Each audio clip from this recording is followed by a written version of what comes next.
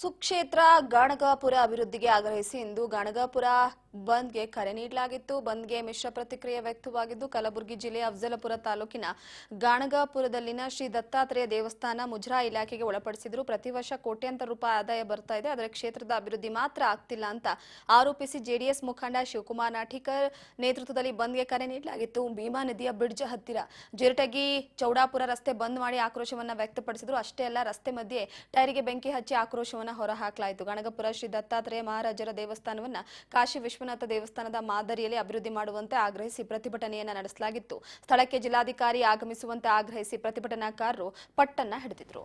ಸಮಗ್ರ ಗಾಣಗಾಪುರವನ್ನು ಅಭಿವೃದ್ಧಿ ಆಗಬೇಕು. ಇಡೀ ದಕ್ಷಿಣ ಭಾರತದಲ್ಲಿ ಅತ್ಯಂತ ಹಿಂದೂ ಪರಂಪರೆಯ ಬಹುದೊಡ್ಡ ದೇವಸ್ಥಾನ. ಇಲ್ಲಿವರೆಗೂ ಯಾವುದೇ ರೀತಿಯಿಂದ ಅಭಿವೃದ್ಧಿಯನ್ನು ಕಂಡಿಲ್ಲ. ಆ ಅಭಿವೃದ್ಧಿ ಆಗಬೇಕನ್ನೋದು ಎಲ್ಲರ ಬಯಕೆ ಆಗಿದೆ. ಈ ಗ್ರಾಮಸ್ಥರದಾಗಿರ್ಬೋದು, ಈ ಭಾಗದ ಜನರಾಗಿರ್ಬೋದು, ಎಲ್ಲ ದತ್ತ ಮಹಾರಾಜರ ಭಕ್ತರಾಗಿರ್ಬೋದು, ಎಲ್ಲರಿಗೂ ಬಯಕೆ ಇದ್ದರೂ ಕೂಡ ಇಲ್ಲಿ ತನಕ ಆಡಳಿತ ಮಾಡಿದಂಥ ಎಲ್ಲ ವರ್ಗ ಸಂಪೂರ್ಣವಾಗಿ ನಿರ್ಲಕ್ಷ್ಯ ಮಾಡಿದೆ.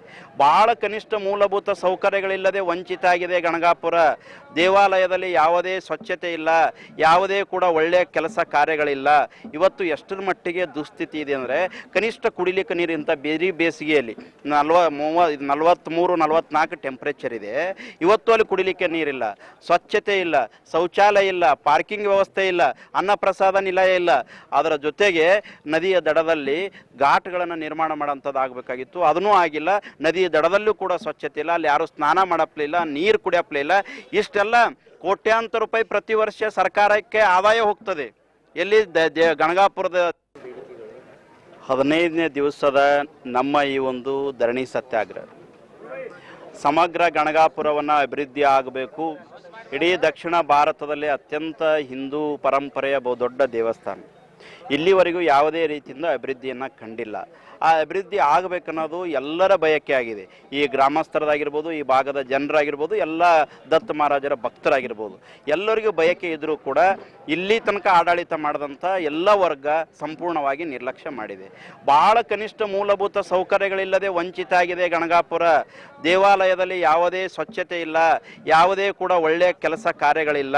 ಇವತ್ತು ಎಷ್ಟರ ಮಟ್ಟಿಗೆ ದುಸ್ಥಿತಿ ಇದೆ ಅಂದರೆ, ಕನಿಷ್ಠ ಕುಡಿಲಿಕ್ಕೆ ನೀರಿಂತ ಬೇಸಿಗೆಯಲ್ಲಿ 43-44 ಟೆಂಪ್ರೇಚರ್ ಇದೆ.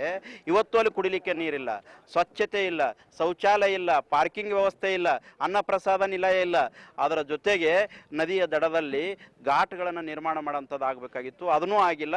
ನದಿಯ ದಡದಲ್ಲೂ ಕೂಡ ಸ್ವಚ್ಛತೆ ಇಲ್ಲ, ಅಲ್ಲಿ ಯಾರು ಸ್ನಾನ ಮಾಡಪ್ಲಿಲ್ಲ, ನೀರು ಕುಡಿಯಪ್ಲಿಲ್ಲ.